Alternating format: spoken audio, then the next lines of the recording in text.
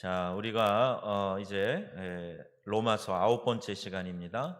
나도 의의 무기가 될 수 있다. 옛날에 이제 병기라고 되어 있는데 의의 무기가 될 수 있다. 자, 이 말씀인데요. 자, 여러분이 이 의의 하나님의 의의 무기로 사용되기 위해서 우리 먼저 생각을 하며 또 해결해야 될 부분이 하나 있는데 그것이 11절에서 12절까지 나오는 말씀입니다. 뭐가 지배하지 못하게 하라고 돼 있어요? 죄가 지배하지 못하게 하라. 그러니까 하나님의 병기가 되려면 하나님께 붙들림 받고 쓰임 받아야 되는데 하나님은요, 이 죄 가운데 있을 때 이 죄가 하나님과의 거리를 만들고 방해물이 되어서 하나님이 우리를 사용하실 수 없단 말입니다.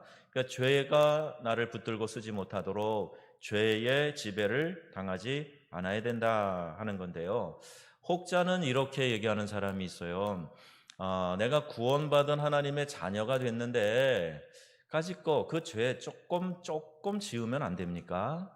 어차피 하나님이 죄 용서해 주시지 않습니까?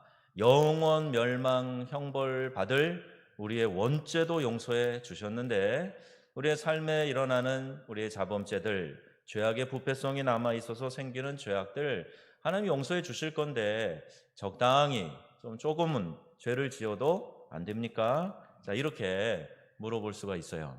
자, 여러분 같으면 혹 이런 의문이 들거나 이런 질문을 들었을 때 뭐라고 대답하시겠습니까? 구원받은 거 확실하십니까? 그러면 죄 지어도 괜찮은가요? 아니요, 그러시네요. 근데 왜 그러면 안 됩니까?에 대해서 오늘 말씀하고 있는데요. 11절에 이렇게 말씀합니다. 너희 자신을 죄에 대하여 죽은 자요, 그리스도 예수 안에서 하나님께 대하여는 살아있는 자로 여길지니라. 자, 이 말씀이에요. 그러니까 죽어 있다라는 말은 반응이 없다는 겁니다. 죽은 시체가 무슨 반응을 합니까? 아무 반응이 없는 게 죽은 존재를 말하는 거예요. 그런데 죄에 대해서만큼은 내가 죽은 자요, 또 그리스도 예수 안에서 하나님께 대하여서는 살아있는 자다. 우리의 정체성을, 구원받은 하나님의 자녀의 정체성을 분명히 이렇게 말씀하고 있기 때문에 우리가 죄악의 유혹에 반응할 수 없고, 또 세례받은 이 신분상 우리는 불가능하고, 또 구원의 목적을 생각해 봐도 구원받은 사람이 슬렁슬렁 죄 짓는 거 곤란한 문제예요. 그래서 12절에 이렇게 말씀합니다. 12절 말씀. 그러므로 너희는 죄가 너희 죽을 몸을 지배하지 못하게 하여 몸의 사욕에 순종하지 말고. 아멘. 죄가 너희 죽을 몸을 지배하지 못하게 하라. 이렇게 말씀해요. 그리고 우리의 이 몸의 사욕을 우리가 순종하지 말아라. 그러니까 육체의 이 욕심, 육체의 소욕, 그건 현저하니 하면서 갈라디아서 5장에 말씀하죠. 곧 음행과 하고 시작되는 그 많은 죄악들이에요. 이게 우리 몸의 죄의 사욕인데 거기에 순종하지 말아라. 분명하게 못 박아서 말씀하고 있습니다. 자, 그러니 우리가 전에는 죄의 종이었기 때문에요, 이 죄로 인하여서 생긴 우리 안에 습관들이 있어요. 또 죄악의 부패성이 남아 있어요. 여전히 가만 놔두면 죄 짓습니다. 그래서 오늘 우리가 수요 예배 나와서 막 뜨겁게 찬양하고 기도하고 앞에서 오늘 찬양 인도하시는 분들 보니까 막 어떤 분들은 막 감동이 와서 성령 충만에 찬양하는 게 보이잖아요. 그럼 내가 그런 성령 충만, 은혜 충만하는 걸 통해서 이 죄의 소욕들, 죄의 유혹들을 밀어내 버리는 거예요. 그리고 과거에 내가 죄의 유혹에 습관화되어 있는 그런 모든 것들로부터 그 순간에 자유함을 얻는 거란 말이에요. 그런데 가만 놔두면 내 몸이 자꾸 죄 짓는 쪽으로 나를 이끌어가서 자꾸 내 머릿속에서, 내 가슴 속에서 어떤 이상한 기분과 생각들을 갖게 하면서 죄 짓는 유혹을 덥석 받아들이게 만든다는 겁니다. 가만히 놔두면 죄 짓기 때문에 여러분을 자꾸 하나님께로 가까이, 그렇게 다가가서 하나님께 딱 붙어있는 그런 믿음 생활을 해야 되는 거예요. 자, 그런데 이제는요, 예수 그리스도의 종으로 우리가 살지요. 신분상 이런 변화가 일어났어요. 죄에서 해방되어서 이제 자유한 자가 되었습니다. 의의 종이 되었어요. 네, 여러분, 참 아픈 역사지만 식민지를 살아가는 사람들, 식민지 역사가 있었던 사람들은 그 식민지 사관을 갖고 살아가는데 적어도 100년 간다는 거예요. 지배했던 나라가요, 교묘하게 너희는 형편없어. 너희 역사는 아주 우스워. 너네들은 어쩔 수 없이 우리가 통치할 수밖에 없었어. 막 이런 식으로 역사를 왜곡하고 주입시켜 놨기 때문에 그런 의식이 오래 간다는 겁니다. 자, 여러분 이 얘기를 잘 적용해 보세요. 우리가 죄에서 자유케 된 자들이지만 원수 마귀가 우리가 이제 신분상 해방이 되었어도 그거 기뻐하지 않으니까 자꾸 우리한테 우리 속에서 너 이런 존재 아니냐, 너 이런 죄도 지었었잖아, 너 여전히 이런 죄의 유혹을 갖고 있잖아, 그러면서 자꾸 우리를 깔아앉히는 거예요. 그래서 은혜로 믿음으로 충만하지 않으면 자꾸 우리를 옛날 본성대로 살도록 만들고 다시 혈기 충만하게 만들고 성령 충만해야 되는데 교만 충만하게 하고 우리의 육체적인 욕심 충만하게 하고 이것이 이제 우리 안에 우리의 본성을 자극해서 역사하는 악한 영의 힘이란 말입니다. 그러니까 예수 믿고 신분이 해방된 그 순간부터 사실은 우리에게 영적 싸움이 시작된 거예요. 저 어느 구원파에서 이야기하는 것처럼 내가 이제 예수 믿고 거듭났으면 다시 죄 짓지 않는다. 자, 이렇게 얘기하는 거. 그래서 죄인 아니다. 이렇게 고백하게 하는 거. 이건 뭔가 안 맞는 게 있어요. 여전히 죄의 유혹이 있지만 성령의 도우심을 가지고 영적인 싸움에서 죄를 이겨가며 승리하는 것. 그것이 우리의 신앙생활의 여정인 줄로 믿습니다. 그러니까 이렇게 함께 모여 찬양하고 예배하고 기도하고 내 육체의 소욕을 죽이고 성령의 이끌림으로 전적으로 순종하고, 자, 이것이 우리의 신앙생활에 너무너무 중요하고 필요한 거예요. 어느 누구도 내가 기도하지 않고 성령으로 충만하지 않고 이런 모든 영적인 유혹과 이 마귀의 이런 괴계에서 자유롭고 승리하는 삶을 살 수 있다, 그런 사람 하나도 없습니다. 혹 여러분 중에 누가 그런 생각이 드시거든 이건 마귀가 주는 생각이라고 생각하시고 그걸 물리치셔야 돼요. 우리는 날마다 매 순간마다 하나님의 붙들어 주심이 필요한 사람들입니다. 한순간도 성령이 우리를 지배하시지 않으면 그 순간이 바로 죄 짓는 순간이에요.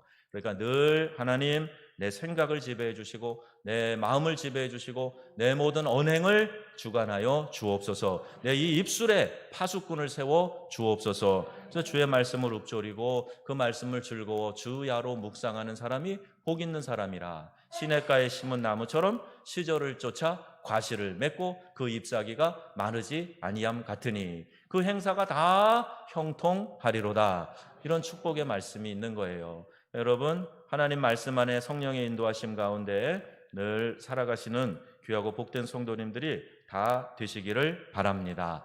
자, 이제 죄에 해방돼서 의의 종이 됐고 하나님의 자녀가 되었는데 그리스도의 종으로 되었는데 이제 그 다음에 이 거룩함에 이르는 열매를 맺으며 살아가고 있는가 하는 것을 늘 점검해야 됩니다. 자, 이제 구원 받았으니 평안을 누리고 영생이나 누리면서 잘 살아가라 이렇게 말씀하신 것이 아니고요, 구원받은 것으로 끝난 것이 아니라 우리가 거룩함에 이르러야 된다는 거예요. 이제 거듭나서 구원받았으면 천국 갈 자격 얻었죠. 그럼 그 다음에 마음대로 사는 게 아니라 거룩한 하나님의 백성으로 이 땅을 살면서 하나님의 영광을 위해 살아가고 그리스도의 대사로 편지로 살아가고 주님 닮은 모습으로 예수님의 제자로 살아가다가 나중에 주님 앞에 설 때 참 주님 비슷하게 닮은 사람이 되어서 그 앞에 서야 되는 겁니다. 그래서 그리스도의 모습이 우리의 삶에서 드러나도록 우리가 올해도 내년에도 계속해서 거룩함을 추구하는 목표를 가지고 계속 우리 주님 닮아가는 그런 삶을 살아야 한다는 거예요. 자, 그리스도의 모습이 삶에서 드러나도록 하는 것이 우리가 추구해야 될 목표이기 때문에 꾸준히 기도하고 부지런히 성경 읽고 열심히 말씀을 연구하고 또 그래서 그 거룩함에 도달할 수 있어야 한다 하는 겁니다. 여러분, 예수 그리스도를 닮는, 예수 그리스도를 닮아가는 삶, 이것을 우리가 잘 익혀서요 예수 그리스도의 제자로 예수님처럼 닮아가는 일에 여러분 모두가 경쟁적으로 더욱 힘쓰셔서 시간이 지날수록 더욱 영적으로 성숙하고 주님 많이 닮아가는 믿음의 사람들이 다 되시기를 바랍니다. 그래서 우리가 지금 말씀 공부, 제자 양육하는 거, 예수를 따르는 삶을 하는 거예요. 주님 따라 살다 보면 주님 닮아가겠지. 부부도요 서로 원래 좀 비슷해 보이는 사람들 있잖아요. 서로 많이 쳐다보면요. 그 부부도 닮아갑니다. 모양도 닮아가고 성격도 기호도 많이 닮아가게 되어 있어요. 서로 늘 바라봐서 그렇다 그래요. 그래서 우리가 하나님이 우리에게 이 거룩함을 말씀하실 때요. 꼭 외적 모양만이 아니에요. 성경에서 말하는 이 거룩함은 사람의 생각이 하나님의 생각을 쫓는 것. 자, 이것을 거룩이라고 말합니다. 나는 본질상 자꾸 죄를 쫓는다 그랬죠? 근데 내 생각이 하나님의 생각을 쫓아가고 있다. 이제 이게 거룩에 이르는 길이라는 거예요. 그래서 거룩함은 내 내면, 나의 동기, 그리고 이 동기의 순수성, 이것을 말하는 거예요. 요한 웨슬레는 동기의 순수성을 성결이라고 그렇게 설명을 했어요. 어떤 일을 하는 데 있어서 내 동기와 의도가 순수해. 한 점의 이런 부끄러움 없이 하나님의 뜻 가운데 서 있어요. 그게 이제 성결에 이른 사람이라 이렇게 말하는 거예요. 어떤 일을 결정하든지 우리 의식 속에서 항상 주님이 계셔야 돼요. 그러니까 내 본연의 선택이나 주장은 옳지 않을 수 있다 하는 거 여러분 분명히 아시고, 그 중심에 주님이 계셔야 되고, 그래서 주님께 묻고 예수님이라면 어떻게 하실까 생각하고 판단하고 하는 것이 우리 가운데 늘 있어져야 한다는 말입니다. 여러분 이사할 때도요, 뭘 고려하십니까? 이사할 때 뭐 이제 여기는 어떤지 모르지만 서울 같으면 강남에 파라군, 그래서 어디 좋은 학교 있는데 근처로 가야 되겠다. 우선순위가 자녀 교육이고, 또 어떤 인근 상권 혹은 뭐 교통, 생활 편리한지 뭐 이런 것들 많이 고려하는데, 여러분 고려하는데 우선시되는 우선순위에 앞에 있는 것 중에 내가 이렇게 이사 가면 하나님께 예배하는데 불편함이 없을까? 자, 이런 생각 좀 하십니까? 예, 없으세요? 예, 어떤 분은요, 갈증이 나네요. 어떤 분은요, 이사하는데 이제 어디를 좀 멀리 가셔갖고 교회가 멀다고 그래요. 교회가 멀다고. 아유, 우리 집에서 교회가 멀어서 자꾸 그래요. 근데 솔직히 말해서 교회가 먼 겁니까? 자기 집이 먼 겁니까? 기준을 어디에 두느냐에 따라 틀린 거예요. 근데 교회가 먼 게 아니고 자기 집이 먼 거예요. 그럴 얘기 할 거면 교회 가까이 이사 오면 되지. 우리 임 권사님 교회 가까이 오시기 참 제가 잘하셨다 그랬어요. 새벽에도 걸어오시고 또 수시로 와서 기도하시고, 그러니까 예배드리기 좋고 자주 교회 들려서 기도할 수 있고, 그런 것도 여러분이 살 거처를 정하는데 우선순위에 있느냐, 그건 한번 생각해 보셔야 돼요. 직업을 정하는 데 있어서 이 직업이 하나님께 영광이 되겠는가, 이것도 생각하시는 분들 계시잖아요. 주일날 자주 빠져야 된다. 안 되겠는데, 이건 뭐 조건은 다 좋은데 예배를 못 드리니까 이건 어렵겠는데, 이런 기준이 있으신 분 계시잖아요. 그래서 그 얘기 듣고 감사했어요. 손해가 좀 있어도, 대우가 좀 덜해도 나 예배 드리는 걸 우선으로 하겠다. 그럼 선택의 폭이 작아지겠죠? 그런데 그렇게 해서 작아진 것은 하나님이 채워주실 줄로 믿습니다.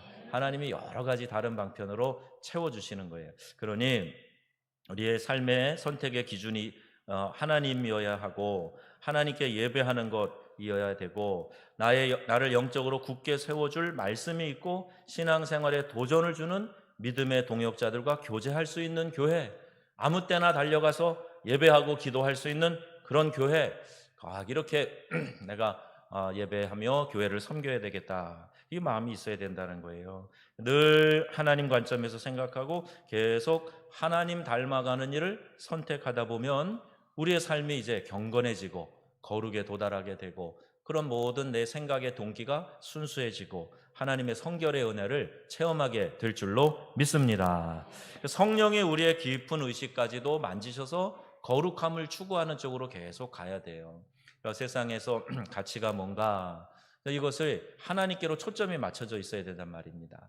우리 이제 예수를 따르는 사람 2권 들어갔어요. 2권이 뭐냐 하면 성결이라 그랬고, 우리 요새 말로 이제 바꿔서 사용하는 단어가 사랑이라 그랬어요. 그래서 이제 저희가 주일 오후에는 2권에 있는 사랑에 대한 얘기를 할 거예요.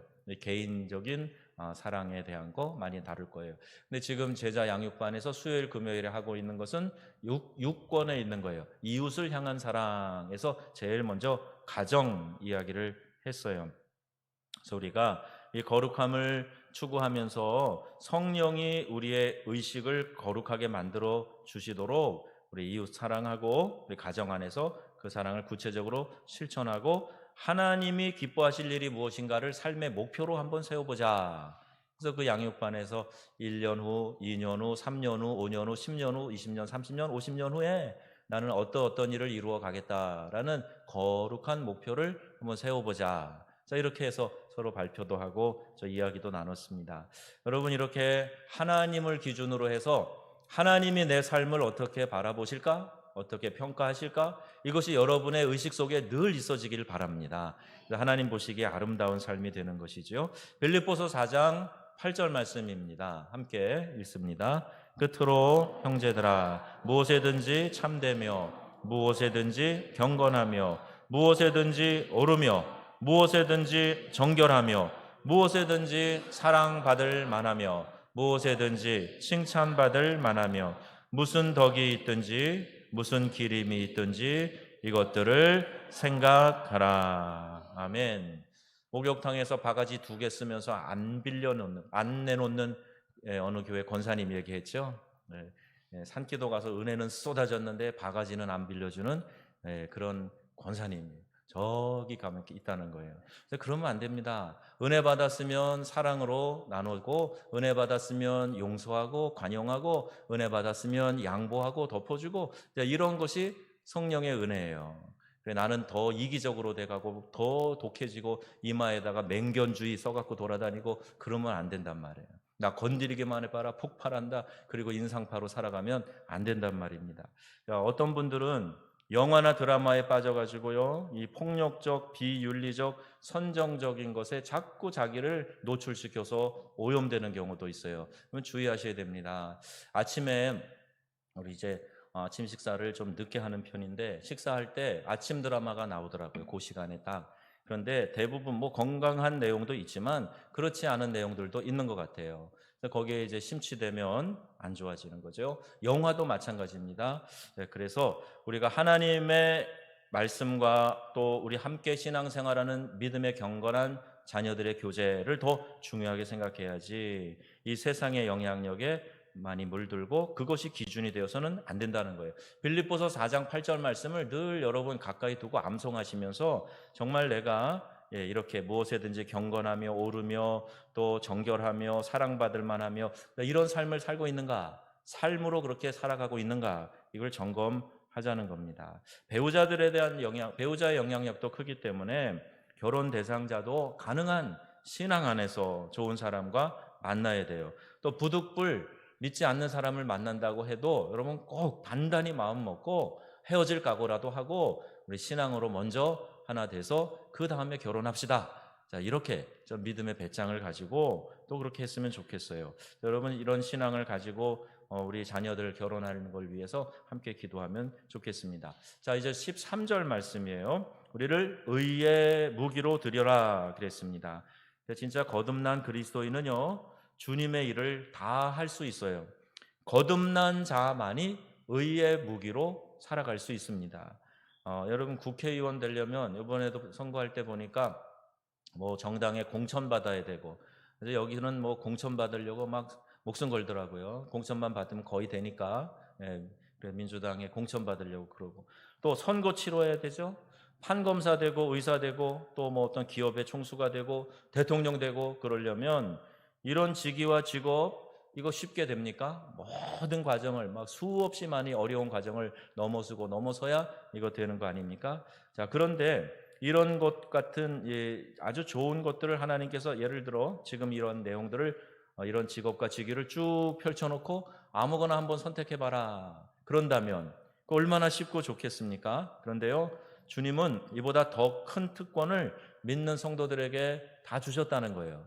그게 뭐냐 하면 우리가 원하기만 하면 우리가 하나님 손에 붙들려 쓰임받는 의의 무기가 될 수 있다는 거예요.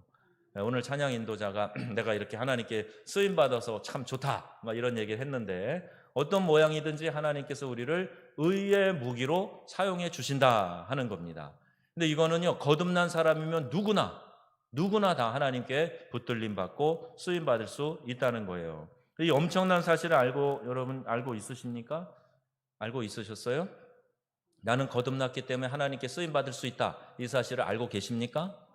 네. 세 번이나 물어봐야 대답하는 걸 보니까 잘 모르셨던 것 같아요. 근데 여러분 이게 사실입니다. 예, 이게 사실이에요. 그런데 너희가 의의 무기가 되고 싶으면 우리가 되거라 하나님이 말씀을 하셨어요. 그래서 그 말씀에 따라서 우리가 행동을 하고 있는가? 이건 내 얘기가 아니라 저렇게 전임 사역자들이 하는 거고 저렇게 열심 있는 신앙의 체험 있는 사람이 하는 거고 나는 아니야. 그래서 이렇게 생각하실지 몰라요. 여러분 어떤 사람이 죄를 짓고 하나님의 뜻에 반하여 사는 사람 마이너스 100점.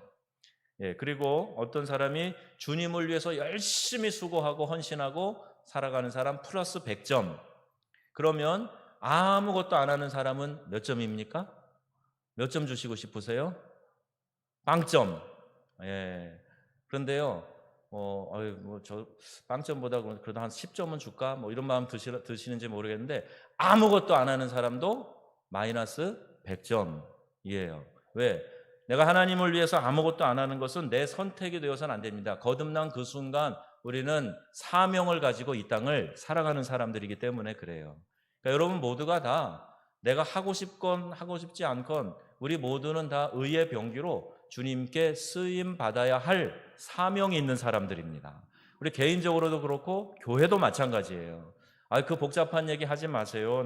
우리 교회는 그냥 편안한 게 좋습니다. 우리끼리 재밌게 지내고 특별히 모험하지 않고 특별히 이런저런 자극적인 거 안 하고 우리끼리 편하게 살면 좋겠습니다.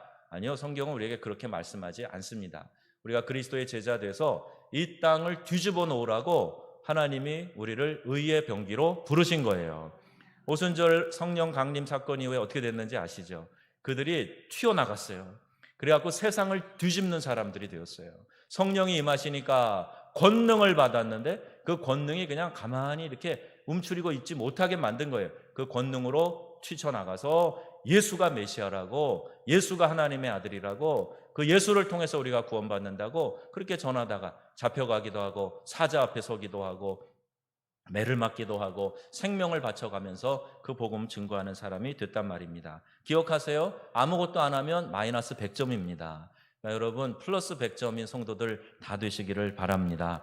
하나님의 영광을 드러내지 않는 인생이 가치가 없는 인생이기 때문에 그래요. 그리스도인이라고 할 때 그저 술, 담배 안 하고 노름이나 점치러 다니지 않고 주일날 남들 놀러 다닐 때 교회 열심히 나가는 정도로 생각합니까? 그 정도로는요 열매를 맺지 못한다는 거예요. 그리스도인은 의의 일을 감당할 수 있어야 되는데 의의 무기인 우리 자신을 통해서 그 열매가 맺혀져 가야 된다는 거예요. 우리를 통해서 이 시대가 바뀌고 내가 의의 무기로 그 변화의 중심에서 믿음의 선한 싸움을 싸워가야 된다 하는 겁니다. 그러니까 가만히 있으면 열매 안 맺혀진다. 가만히 있으면 오히려 죄짓게 된다.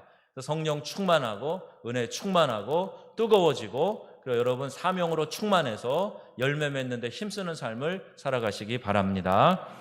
여러분은 무엇을 위해서 어제 살았고 오늘 살고 내일을 살고자 하십니까? 각자 이야기를 들어보니까 별 생각 없이 살고 있는 것 같아요. 그렇게 고백하시는 분도 계시더라고요. 그건 참 좋은 고백이에요. 그러니 이제부터 생각 좀 하면서 사세요. 그러니까 무슨 생각을 하셔야 되는가? 나는 지금 어떤 사명을 붙들고 살아가야 되는가? 무엇이 지금 하나님이 나에게 원하시는 것인가? 이걸 생각하면서 살아가는 거예요. 아침에 눈을 떴을 때 주님 오늘도 하나님이 새 날 주셔서 감사합니다. 오늘도 하나님의 기쁨을 위하여 영광을 위하여 살아가게 하여 주옵소서. 오늘도 하나님의 손에 붙들림 받고 쓰임 받는 의의 무기가 되게 하여 주옵소서. 자, 그렇게 선포하시고 하루를 시작하시란 말이에요. 하나님이 여러분을 쓰시도록 다듬어 주실 거고 또 불필요한 것들을 제하여 주실 거고 하나님이 여러분을 통해서 영광 받으실 줄로 믿습니다. 가만히 계시려고 그러면 안 돼요. 그러면 수영 안 하고 가만히 있으면 어떻게 되죠? 빠져들어갑니다. 뭔가 움직여야 물에 떠 있을 수가 있어요. 그죠? 뭔가 움직여줘야 돼요. 가만히 있으면 맥주병처럼 쑥 들어가 버려요. 그러니까 우리가 이미 예수 믿고 나서 우리를 계속해서 넘어뜨리고 잡아당기려고 하는 이런 어둠의 권세들과의 영적 전쟁이 벌어졌고, 하나님이 보실 때 우리 한 명 한 명이 다 너무나 귀한 하나님의 의의 병기들이거든요. 그러니까 우리가 그걸 깨닫고 그렇게 하나님 앞에 우리 자신을 온전히 드리기를 하나님이 원하신다 하는 겁니다. 아유, 나 같은 자를 의의 무기로 받아주셨다고요? 그리고 그걸 여러분 감사하시고, 그럼 어떻게 하면 내 삶을 가장 효과적으로 드릴 수 있는지 그걸 생각해 봐야 돼요. 저는 예수 믿은 지 얼마 안 됐어요. 내 삶도 완벽하지 않아요. 그렇게 여러분 스스로 위로하면서 혹은 변명하면서 뒤로 물러나는 그런 마음 가지시지 말고요. 그럼에도 불구하고 내가 의의 무기의 역할을 할 수 있다 하는 게 성경의 가르침이니까 있는 모습 그대로, 내 지금 상황 그대로 하나님 앞에 나아가서 하나님께 쓰임받는 성도님들이 되시기를 바랍니다. 그리고 앞으로 남은 인생을 어떻게 살 것인가, 어떻게 잘 그것을 활용할 것인가, 이걸 생각해 보셔야 돼요. 공부하고 취직하고 결혼해서 애 낳고 집장만 하고 자식 결혼시키고 그런 일상의 일에만 매여서 그게 다인 줄 알고 그렇게 살아가면서 하나님 나라를 위한 믿음의 선한 싸움 전혀 해보지 않은 사람, 그 의의 병기가 아니란 말이에요. 여러분, 영적인 일을 위해서 내가 정말 애달는 마음으로 하나님 앞에 무릎 꿇고 눈물로 호소하고 기도해 본 일이 언제 있으십니까? 만약 없다면 여러분, 거듭난 그리스도인은 그렇게 하면 안 됩니다. 반드시 하나님 앞에서 이 사명을 감당하셔야 돼요. 자, 디모데서를 보시면요, 디모데 전서와 디모데 후서가 있죠. 이거는 누가 썼습니까? 디모데서는 누가 썼어요? 그러면 이제 디모데가 그러는 분이 또 계세요. 우리 성경 공부하신 분들은 안 그러시죠? 바울이 디모데에게, 그죠?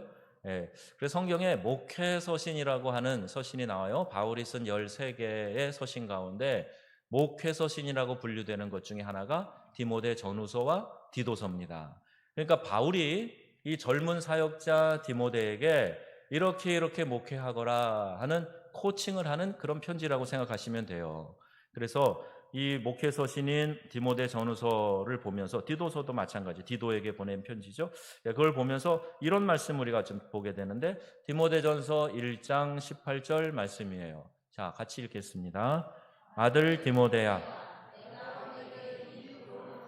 명하노니 전에 너를 지도한 예언을 따라 그것으로 선한 싸움을 싸우며. 아멘. 바울이 교훈한 거 그 말씀에 따라서 선한 싸움을 싸워라 이렇게 말씀해요. 싸움에 선한 싸움이 있고 악한 싸움이 있는 거죠. 선한 믿음의 선한 싸움을 싸워라. 또 6장 12절 말씀에도 디모데에게, 자, 아들 같은 영적 아들 디모데에게 이렇게 이야기를 합니다. 다 같이 믿음의 선한 싸움을 싸우라. 영생을 취하라. 이를 위하여 내가 부르심을 받았고 많은 증인 앞에서 선한 증언을 하였도다. 아멘. 믿음의 선한 싸움을 싸우고 영생을 취하라. 이를 위해서 네가 지금 목회자로 부르심을 받은 거 아니냐. 자, 이렇게 말씀하고 있어요. 자, 의의 무기가 되어 선한 싸움을 싸우라 하는 말이 아주 중요한 핵심이 되는 거죠. 바울 자신도 디모데후서에 이렇게 고백합니다. 이 디모데후서는 바울이 거의 인생 말년에 쓴 편지인데, 바울이 뭐라고 고백했어요?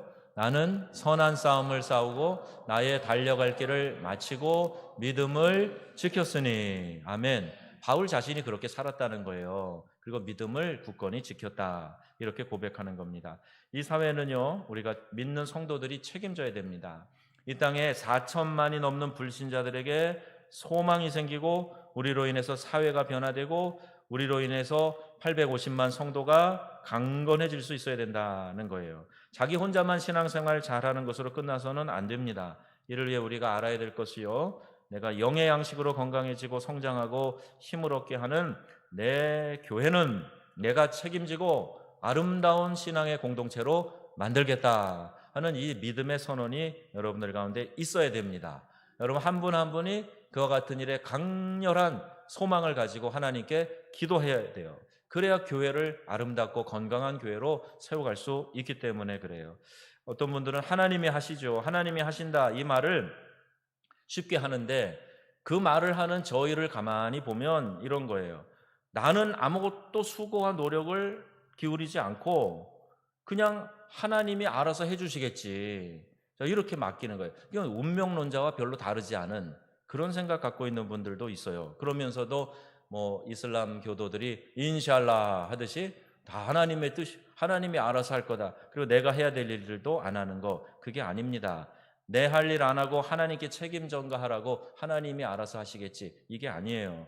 여러분, 배 밑에, 배 밑바닥에다가 배 바닥에 구멍을 뚫는 그런 광인이 있다면 그를 멈추게 해야지, 내 알 바 아니라고 하면 함께 가라앉고 맙니다.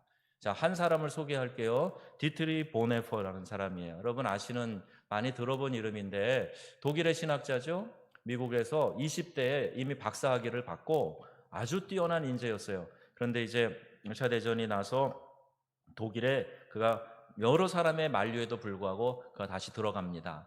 그리고 그 어려운 정국, 히틀러에 의해서 휘둘리는 그 정국을 그도 저항을 하지요. 그래서 독일의 경건한 목회자요, 이 히틀러 나치 대항하는 저항운동가로 불리우고 있어요.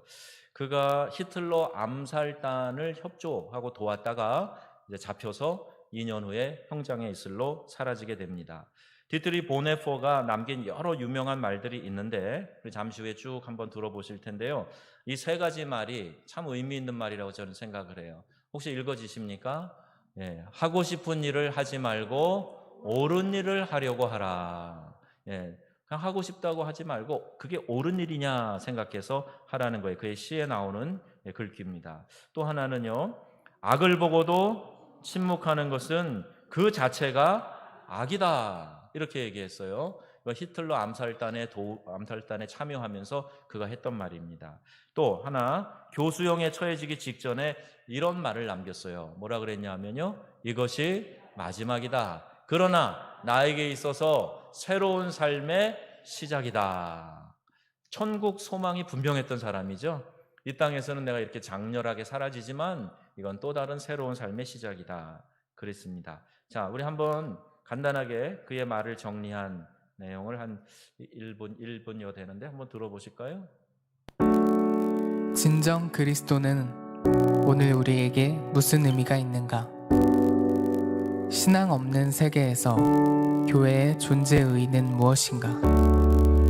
우리는 하나님에 대하여 어떻게 말할 것인가? 값싼 은혜는 회개를 요구하지 않고 용서를 전하는 것이며, 교회의 훈련 없이 세례를 주고 신앙 고백 없이 성찬을 행하며 통회함이 없는데도 사죄를 선언하는 것이다. 한 사람이 신앙이 무엇인가를 배우는 때는 이 세상에서 철저히 살아가고 있을 때이다. 우리는 우리의 삶을 철저히 하나님의 품으로 내던져 이 세상에서 그의 고통에 함께 참여해야 한다. 교회는 이 세상의 사람들을 위하여 존재할 때 비로소 그 본연의 모습이 드러난다. 우리는 이 세상의 구석구석에 스며들도록 이 세상의 잔을 마셔야 한다. 예수를 따르는 유일한 길은 이 세상 속에서 사는 것이다. 그리스도는 인간을 선하게 할 뿐 아니라 또한 강하게도 하신다. 진정 그리스도는 오늘 우리에게 무슨 의미가 있는가? 저 마지막 질문을 여러분에게 저도 도전하는 마음으로 드립니다. 진정 그리스도는 오늘 이 시대에 또 내 자신의 삶에 어떤 의미가 있는가? 이걸 여러분이 잘 생각하셔야 돼요. 디트리 보네퍼는 의를 위해 싸운 의의 병기였다, 이렇게 볼 수가 있습니다. 여러분, 이 시대에 교회가 약화된다, 내 신앙이 자꾸 이렇게 의미를 찾지 못하고 흩어진다, 그러면 정말 내가 이 땅에서 하나님의 의의 무기로 사용되고 있는가를 점검해 보시면 돼요. 내 자신을 의의 병기로 드리기만 한다면 회사원이든 사업가이든 학생이든 군인이든 살림하는 주부이든 얼마든지 하나님에게 쓰임받을 수 있고 하나님의 그 거룩한 사역에 동참할 수 있게 됩니다. 그리고 하나님께 쓰임받을 때 그 영광은 이루 말할 수 없어요.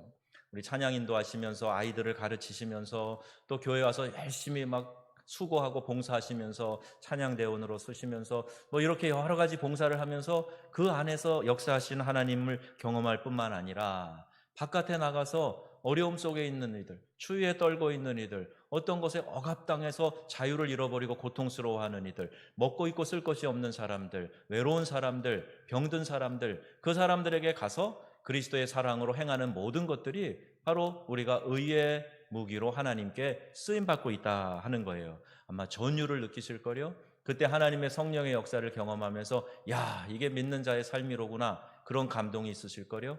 여러분, 여기 디트리 보네포가 던진 질문들을 가만히 보면 오늘 우리 교회들이 잠자고 아무것도 안 하고 가만히 있으면서 우리는 지금 잘하고 있다라고 자부하는 그 엉터리 신앙에 대한 도전이 얼마나 많은지 모릅니다. 저기서 말하고 있는 것들이 교회의 본질이에요. 우리 믿는 성도들의 삶의 기본적인 것입니다. 안 하고 있다면 그게 마이너스 100점을 하고 있는 거예요, 지금. 여러분, 이 말씀을 잘 기억하시면서 하나님, 저도 의의 병기로 쓰임받게 하여 주옵소서. 가정에서, 교회에서, 직장에서, 사회에서 의의 병기 되게 하여 주옵소서. 하나님이 우리를 쓰시기 때문에 내 자신의 초라한 모습 또는 욕심과 탐심에 때로 넘어지고 허물이 많은 나, 어떻게 주님이 쓰신단 말인가, 어떻게 의의 병기로 쓰여진단 말인가, 그 걱정하지 마시고 우리가 본질 자체가 의의 병기이니 그냥 그대로 드리세요. 내 인생을 하나님께 드리세요. 그러면 하나님이 여러분을 다듬으셔서 의의 무기로 사용하시고 하나님이 여러분을 통해서, 우리 교회 공동체를 통해서 영광 받으실 줄로 믿습니다. 이미 의의 병기로 하나님께 드리셨습니까? 그래서 삶의 많은 열매들을 맺고 계십니까? 그럼 이제 제대로 살고 있는 것에 대해서 감사하면서 정진하시면 돼요.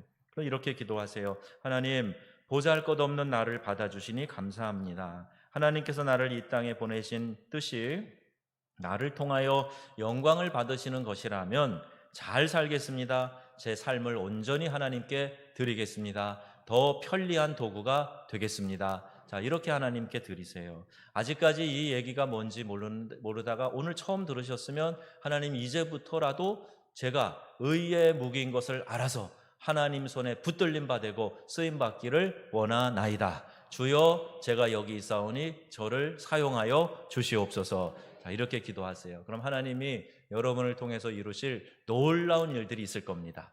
기대가 됩니다. 여러분 삶을 나를 위해 목숨을 버리시고 구원해 주신 우리 예수 그리스도 앞에 나도 그 기쁨으로 헌신하는 마음으로 의의 무기로 하나님께 기꺼이 드립니다. 이 고백을 하시고 여러분의 심령에 더 이상 죄가 주관하지 못하게 하며 오히려 의의 무기로 자신을 드리는 멋진 삶을 살아가시는 우리 명성의 모든 가족들이 다 되시기를 주 예수님의 이름으로 축원합니다. 아멘.